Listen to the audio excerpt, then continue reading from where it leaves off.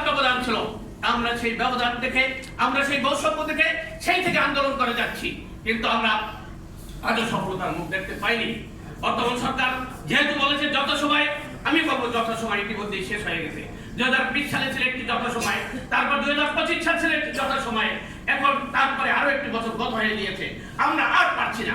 আমরা এখানে নেতৃত্ব দেওয়ার জন্য আসিনি, আমরা আমাদের পেটের ক্ষুধা নিবারণের জন্য এসেছি। আপনাদেরকে বিনয়ের সাথে আমি বলতে চাই, আপনারা আমাদেরকে কেউ নেতা হিসাবে দেখার দরকার নাই, একজন কর্মচারী হিসাবে আপনাদেরকে সাক্ষী রেখে আজকে মাননীয় প্রধানমন্ত্রীকে বলতে চাই, আমরা আর পারছি না। কোনো কর্মচারী 15 দিনের বেশি চলতে পারে না তার বেতন ভাতা দিয়ে। তাই আজকে আপনাদের মাধ্যমে আমি আমার লিখিত কিছু বক্তব্য এখন তুলে ধরছি। প্রিয় কর্মচারী ভাই বোনেরা, আমি প্রথমে আমাদের দাবি সমূহ তুলে ধরবো, তারপরে আমাদের পরবর্তী কি কর্মসূচি সেই কর্মসূচি ঘোষণা করবো।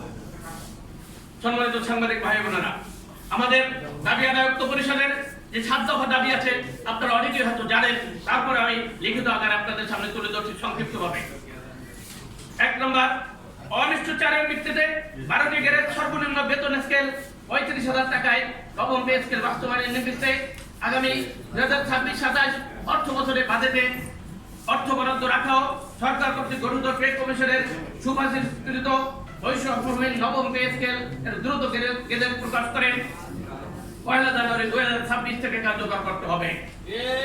আমরা চাচ্ছি আপনি গেজেট যখনই দেন, আমাদের দাবি 1 জানুয়ারি 2026 থেকে পে স্কেল বাস্তবায়ন করতে হবে।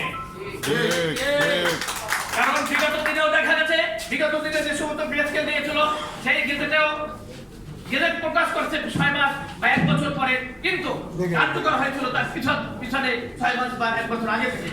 তাই আমি সেইটাই বলবো, যেহেতু আপনাদের কাগজপত্র রিপোর্ট যাচাই বাছাই করতে দেরি হচ্ছে, কিন্তু বাস্তবায়ন জানুয়ারি 2026 থেকে করতে হবে। আজকে সংবাদ সম্মেলন থেকে আমাদের একটা জোর দাবি। প্রিয় উপস্থিতি, আমরা 2015 সালে পে স্কেলের গেজেটে আপনারা জানেন 3টি টাইম স্কেল ছিল, সিলেকশন গ্রেড ছিল, এবং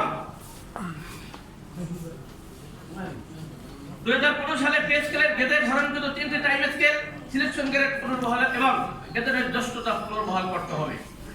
এরপরে 3 নম্বর হলো ব্লক পোস্টে কর্মরত কর্মচারী সহ সকল পদে কর্মরতদের পদোন্নতি বা 5 বছর পর উচ্চতর গ্রেড প্রদান করতে হবে। এছাড়া টেকনিক্যাল কাজে নিয়োজিত কর্মচারীদের টেকনিক্যাল পদের মর্যাদা দিতে হবে। প্রিয় সাংবাদিক ভাইরা, আপনারা জানেন আমাদের স্বায়ত্তশাসিত যে সমস্ত প্রতিষ্ঠান আছে সেই সমস্ত প্রতিষ্ঠানের পেনশনের ব্যবস্থা নাই। তাই আমরা আজকে সংবাদ সম্মেলন থেকে সরকারকে বিরাট অনুরোধ জানাবো, সকল স্বায়ত্তশাসিত প্রতিষ্ঠানে গ্র্যাচুইটির পাশাপাশি পেনশন প্রবর্তন সহ বিদ্যমান গ্র্যাচুইটি ও আনুষ্ঠানিকের হার 90% এর স্থলে 100% নির্ধারণ ও পেনশন গ্র্যাচুইটি 1 টাকার পরিবর্তে 1 টাকার সমান 500 টাকা নির্ধারণ করতে হবে। প্রিয় উপস্থিতি, আমাদের 5ম দাবি হলো উন্নয়ন প্রকল্প থেকে রাজস্বগত স্থানান্তরিত পদের পদধারীদের প্রকল্পের চাকরিদার গণনা করে টাইম স্কেল ও সিলেকশন গ্রেড প্রদান করার অবকাশ নেই মর্মে অর্থ মন্ত্রণালয় থেকে যে আদেশ জারি করা হয়েছিল, সেই আদেশের বিরুদ্ধে বৈষম্যমূলক ওই আদেশের বিরুদ্ধে যে দায়েরকৃত মামলা ছিল 137/2015 এর রায় অনুযায়ী আদেশ বাস্তবায়ন করতে হবে। প্রিয় উপস্থিতি, সাংবাদিক ভাইরা, আমাদের 6ম দাবি হলো বর্তমান বাজার মূল্যের সাথে সংগতি জীবনযাত্রার ব্যয় বৃদ্ধির বিষয় বিবেচনা করে বিদ্যমান ভাতাদি পুনর্নির্ধারণ ও সামরিক আধা সামরিক বাহিনীর ন্যায় 11 ব্রিগেডের কর্মচারীদের রেশনের ব্যবস্থা করতে হবে।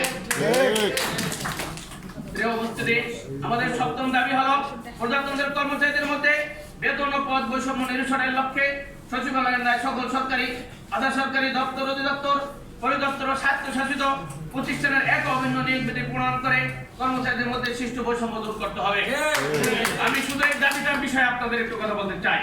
আপনারা জানেন বাংলাদেশ একটি স্বাধীন দেশ। আমাদের প্রিয় বক্তারা পূর্বে বলেছিলেন যে বৈষম্য দূর করার জন্য বাংলাদেশ স্বাধীন হয়েছে 1971 সালে, অথচ 54 বছর হয়েছে এই দেশ স্বাধীন হয়েছে, এখন পর্যন্ত বৈষম্য দূর হয় না। কেন থাকবে এই বাংলাদেশে বৈষম্য? এই বৈষম্যের জন্য কি আমরা দেশ স্বাধীন করেছিলাম? তারপরে বৈষম্য যেহেতু দূর হয় নাই, 2024 সালে আমরা বৈষম্য দূর করার জন্য বাংলাদেশের সকল কর্মচারী, শ্রমিক, চাকরিজীবী, সকল জনগণ মিলে আমরা একটি বৈষম্যমুক্ত সরকার পেয়েছিলাম বৈষম্য দূর করার জন্য। সে সরকার বৈষম্য দূর করে যায়নি। এখন বর্তমানে একটি গণতান্ত্রিক সরকার ক্ষমতায় এসেছে। এই সরকারকে আমি দাবি জানাবো সচিবালয় যেভাবে পদ পদবি ঠিক তদ্রুপ সচিবালয়ের বাইরে সকল দপ্তর অধিদপ্তরের পদ পদবি পরিবর্তন করতে হবে। সচিবালয় যেভাবে 16 গ্রেডে যোগদান করে একটি পদোন্নতি পেয়ে 10 গ্রেডে চলে যায়, অথচ সচিবালয়ের বাইরে